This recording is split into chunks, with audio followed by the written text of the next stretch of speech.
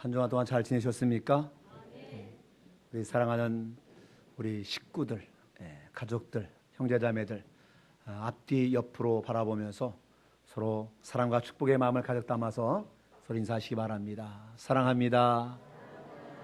축복합니다. 가정의 달을 맞이해서 여러분의 가정이 정말 행복한 가정이 되어지기를 축원합니다. 오늘 어린이 주일인데요. 여러분, 어린 아이들 보면은 어떤 단어가 생각나나요? 한번 슬라이드 첫 번째 거를 보여주시죠. 어떤 게 생각날까요? 여기 작아서 잘 안 보이지요? 글씨가 어린 아이들 안에 가득한 여러 가지들을 지금 기록해 놓았는데, 아이들을 보면은 뭐 연약한, 미숙한 이런 것들이 떠오르지요. 또 어떤 때는 자기중심적인, 아니면 제멋대로인, 또 고집스러움, 나쁜 버릇, 참을성 없음, 짜증냄, 시끄러운 것, 이런 것들이 어린 아이들을 보면 우리가 생각나는 단어들입니다. 때때로 이 어린 아이들을 보면서 이런 단어들로 가득한 모습을 우리가 보고 또 생각날 때가 있습니다. 어린 아이들의 모습이 늘 천사 같지만은 않아요. 오늘 현아 씨가 하면서 이제 하율은 조금 컸습니다만은 오녀가 어린 그냥 쏟아질 것 같은 눈동자로 저를 많이 쳐다보는데 천사가 다름없다 하는 그런 생각을 합니다만은, 그런데 그 착각은 오래가지 않습니다. 조금 크면은 고집도 피우게 되어지고, 그래서 마냥 천사 같지는 않을 것인데, 누가복음 18장 15절에서 사람들이 예수님께서 그 아이를 만져주심을 바라면서 자기 아이들을 데리고 왔을 때에 제자들이 그 아이들을 보면서 꾸짖습니다. 그 꾸짖는 제자들이 좀 너무하다 싶기도 합니다만은, 때로는 나름대로 그들만의 합당한 이유들이 있었기 때문이다 이렇게 생각을 하게 됩니다. 그렇지만은 예수님께서는 그런 단어들로 가득한 어린아이들을 받아들이는 데서 전혀 문제가 없었다고 하는 거예요. 예수님께서 어린아이들이 내게 오는 것을 용납하고 금하지 말라, 하나님의 나라가 이런 아이들의 것이다 라고 말씀하실 때에 그저 천사 같은 모습만 보고서 그런 아이를 받아들이라 이렇게 말씀하신 것은 아니라고 하는 겁니다. 예수님도 여전히 제멋대로이고 짜증내고 시끄럽고 변덕스러운 그런 아이들의 모습을 알고 또 보시면서도 어린아이들이 내게 오는 것을 용납하고 금하지 말라, 하나님의 나라가 이런 자의 것이라고 말씀해 주셨다라고 하는 겁니다. 예수께서 받아들인 그 어린아이들을 어른인 우리가 그들을 받아들이지 못해서는 안 되겠다 하는 겁니다. 천국에 합당하다고 생각하는 어른들의 신앙 기준이 있을 것입니다만은 그 신앙 기준에 아이들을 통제하려고도 해서도 안 된다고 하는 겁니다. 하나님 나라가 이런 아이들의 것이더라고 말씀하신 예수의 말씀이 우리 눈에 차지 않는 그런 어린아이들이지만, 그러나 그런 어린아이들이 바로 하나님의 나라의 주역이라고 주님이 말씀하셨다고 하는 것이죠. 그 다음 슬라이드를 한번 볼까요? 여기 왼쪽에 있는 하나의 책인데, 책 제목이 뭐냐면은 팔꿈치 사회라는 책입니다. 고려대학교 경영학과 강수돌 교수가 2013년에 펴낸 책입니다. 이 책이 어떤 책이냐? 이 책은요, 앞만 보고 달려가는 이 경쟁 사회에서 옆에 있는 사람이 동료나 친구나 그런 것이 아니라 팔꿈치로 힘차게 가격해서 내 곁에서 떨어뜨려야 할 그러한 대상이 된 우리 사회의 단면을 책으로 펴낸 겁니다. 옆에 같이 간 사람이 아니라 같이 가서는 안 되고 팔꿈치로 힘차게 밀어붙여서 떨어뜨리고, 그리고 그 경쟁에서 내가 이기고 가야 되겠다는 이런 비인격적인 경쟁의 틀에서 살아남아야 하는 우리 자녀들. 그래서 이 자녀들에게는 같은 반 그 학생들이 더 이상 친구가 아니라 경쟁자인, 중고등학교는 대학 입시를 위한 통로일 뿐이고, 또 대학은 졸업장을 얻어서 취업을 하는 그러한 기관으로 전락해버린, 아마 이렇게 전락해버린 것은 이미 오래라고 하는 겁니다.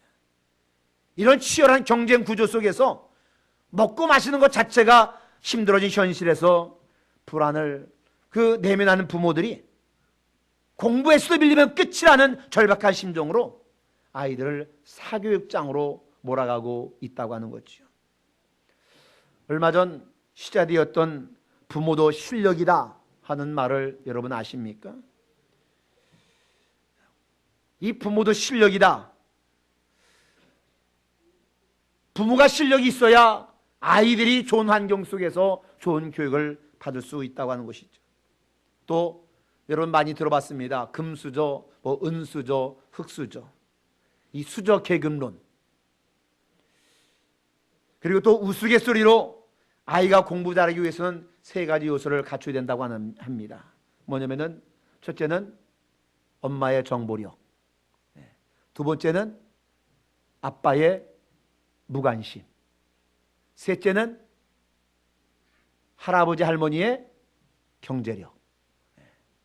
이것이 갖춰져야 아이들이 공부를 제대로 한다 하는 것이죠. 그럼 우스갯소리만이 아니라고 하는 겁니다. 단순히 자녀들을 넘어서서 부모들 간에, 아니 오히려 그 조부들 간에도 그 치열한 경쟁 구도로 끌어들이는 이런 사회 현상이 우리가 지금 살아가고 있는 현실이다 하는 겁니다. 이런 부모 세대들의 경쟁을 잘 보여주는 것이 바로 오늘 또 슬라이드에 나와 있는 영어 계급 사회라고 하는 겁니다. 한국사에서 영어는 곧 성공이자 능력이고, 영어가 더 이상 그 사람의 교양이 아니라 그 사람의 계급과 능력을 말해주는 지표가 된 지 오래됐다 하는 겁니다. 그런데 이 영어 활용의 능력에는 경제적 뒷받침이 요구되어지고, 높아진 영어 활용 능력은 다시 사회 경제적 성공의 조건이 되어진다고 하는 것이죠.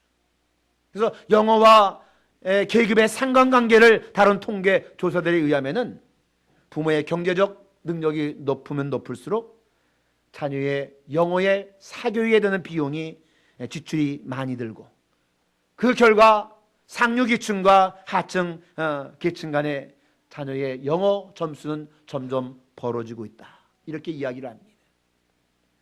그리고 이런 영어 성적의 계급 간 격차가 이제는 수능 이전에 이미 초등학교, 아니 오히려 더 어려서부터 오래전 이미 유행했던 영어 유치원, 이런 것들을 생각해 보면은 이런 경쟁이 아예 영유아 시절부터 경쟁이 치열해지고 있다 하는 겁니다. 이 영어 계급 사회가 보여주듯이 어느새 우리 사회의 그 자녀들이 부모의 대리자로 전락해버리고 말았다는 거죠. 부모들의 그 경쟁 사회가 자녀들을 대리를 통해서 이루어지고 있다고 하는 것이죠.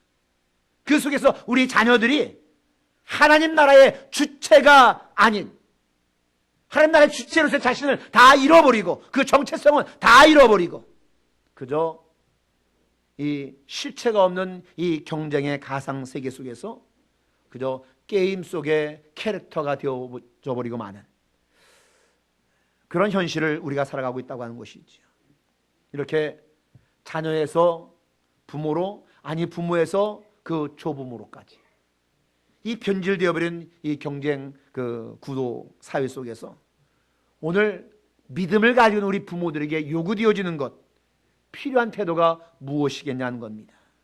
바로 그것은 다른 것이 아니라 이 어린이를 하나님의 나라의 주역으로 인정하는 예수님의 태도가 우리 부모들에게도 절실히 필요하다고 하는 겁니다. 예수님 분명 오늘 말씀에서 하나님 나라의 주역이 이 어린아이라고 그랬습니다. 우리들도 예수께서 인정하실 하나님 나라의 주역이 바로 이 어린아이라고 하는 것을 우리가 인식하고 또 인정하고 그렇게 자녀들을 키워야 되겠다는 겁니다. 자녀가 부모가 이루지 못한 꿈을 대신 이루는 아바타는 결코 아니라고 하는 겁니다. 그런데 우리는 그것을 요구하죠. 내가 못 이룬 꿈 너는 이루어라. 무슨 로봇 조종하듯이 아바타가 되어서 그렇게 아이들을 키워서는 안 되겠다고 하는 것이죠. 이 자녀는 하나님의 그 그릇에, 이 자녀라는 하나님의 그릇에 부모의 꿈을 억지로 담으려고 하는 그 순간부터 하나님 나라의 주역으로서의 아이들의 형상은 잃어버리고 만다라고 하는 겁니다. 물론 우리 눈에 보이기에는 우리 아이 자녀들이 여전히 못 믿었겠지만은, 여전히 미성숙하지만은, 그러나 이 모습 그대로 예수님은 받아들이셨고, 이 모습 그대로 하나님 나라의 주역이라고 인정해 주신 예수님을 우리가 기억하면서 그 자녀를 예수님이 만들어 가시도록, 내가 자녀를 내 욕심대로 만들어 가는 것이 아니라 우리 그 자녀를 예수님이 만들어 가시도록 예수님께 그 아이를 맡기는 믿음의 결단이 부모에게 있어져야 되겠다 하는 겁니다. 하지만 우리의 가정에서도, 우리 학교에서도, 심지어 우리 교회 공동체 안에서도 우리 자녀들에게 경쟁에서 승리해서 1등 되라고 가르치고 있지는 아니한지 우리 한번 생각해 봐야 되겠습니다. 다음 슬라이드 보면은요, 역사는 1등만을 기억합니다. 이게 뭐냐면은 1993년 신경영을 선포한 삼성의 이건희 회장이 내건 기업 광고 카피입니다. 바로 삼성의 이 카피대로 세상의 역사는 1등만 기억할지 모른다고 하는 겁니다. 하지만 하나님의 나라는 세상의 1등이 아니라 하나님 나라를 위해서 그 남은 자가 영원히 하나님에게 기억되어진다 하는 겁니다. 우상 숭배로 점철된 영적 암흑기인 엘리야의 그 시대에 하나님이 기억하신 건 누구냐? 바알에게 무릎 꿇지 않은 7,000명의 남은 자를 하나님이 기억하셨다라고 하는 겁니다. 북이스라엘 왕국도 남유다 왕국도 모두 멸망한 그런 이스라엘 민족 최대의 위기에서 하나님이 기억하신 건 누구냐? 바벨론의 포로 생활 속에서도 자신들의 신앙을 지켜냈던 포로 공동체의 남은 자들을 하나님은 기억하셨다라고 하는 겁니다. 북이스라엘을 넘어뜨린 아시라 제국도, 남유다를 멸망시킨 바벨론 제국도 모두 역사의 뒤안길로 다 사라져버렸지만은 이스라엘의 그 남은 자를 통해서 이어진 신앙의 유산은 예루살렘으로 귀환한 유대 공동체와 초대교회 공동체를 거쳐서 오늘 우리에게까지 이어져 오고 있는 줄로 믿습니다. 우리가 부모 세대로서 우리의 자녀 세대들이 그래서 세상의 꿈이 아닌 하나님 나라의 꿈을 꿀 수 있도록 우리가 도와줘야 될 줄로 믿습니다. 세상에서 1등으로 기억되는 사람이 아니라 하나님 나라를 위해서 남은 자로 기억되어지는 우리의 자녀들이 될 수 있도록 우리가 그 믿음의 토양 위에서 아이들을 키워야 되겠다 하는 겁니다. 세상을 소유하기 위해서 하나님 나라를 잃어버린 자가 아니라, 근데 여러분들은 어떻습니까? 세상을 소유하기 위해서 하나님 나라는 저 뒤로 밀어 제끼고 학원으로 입시 지우고, 오히려 부모된 자들이, 믿음의 부모된 자들이 야 고3 때만은 교회 다니는 거 좀 중단해라, 그 시간에 학원 가자. 오히려 부모들이 그 아이들을 그렇게 부추기고 있지는 아니한지. 그렇게 해서 세상을 소유해봐야 무엇 하겠느냐? 세상을 소유하는 동안 하나님의 나라를 잃어버리고 있는데, 세상 소유해서 출세하고 부자 되어지고 그러면 다입니까? 그들 속에서 하나님 나라는 아예 잃어버려지고 그 아이들이 천국 백성이 되지 못할 터인데, 여러분 언제까지 우리 아이들을 그렇게 키우겠냐는 거예요. 여러분 정말 이 어린이 주일을 맞이해서 자녀들을 한번 생각해 보시기 바랍니다. 하나님 나라 위에서 세상의 모든 것 내려놓을 수 있는 그런 믿음의 세대들로 여러분의 자녀를 그렇게 키우시기를 바랍니다. 다음 슬라이드 보면은 오늘 장 17절에서 이렇게 말합니다. 내가 진실로 너에게 이르노니 누구든지 하나님 나라를 어린아이와 같이 받아들이지 않는 자는 결단코 거기 들어가지 못하리라 그럽니다. 우리 한번 영상 하나를 보겠습니다.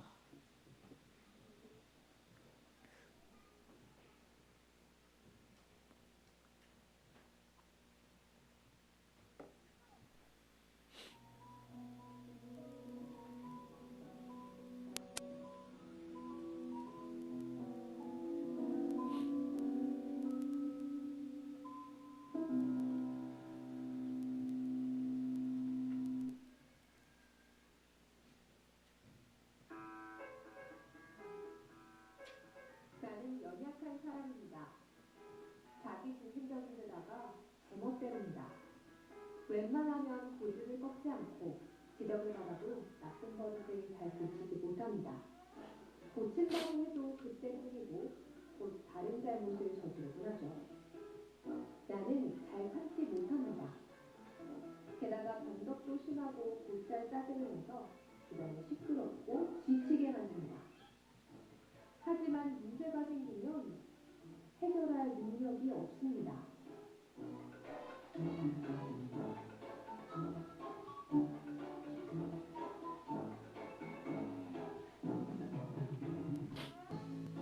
나에게 있는 장점은 엄마 아빠를 보면 거침없이 달려가는 것입니다. 나는 모든 것을 버려두고 눈을 맞추며 빛보다 빠르게 품에 안깁니다.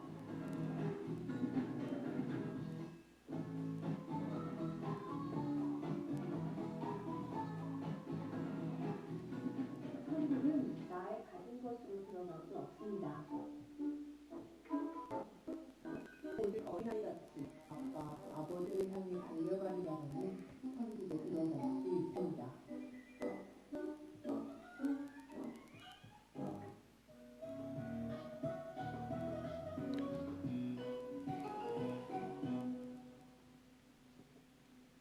지금 영상에서 본 것처럼 어린아이들 하면은 뭐 연약함, 미숙함, 제멋대로, 고집, 짜증, 뭐 시끄러움 이런 단어들과 같이 여러 가지 약점들로 가득한 존재가 우리 어린아이들인지 모르겠습니다.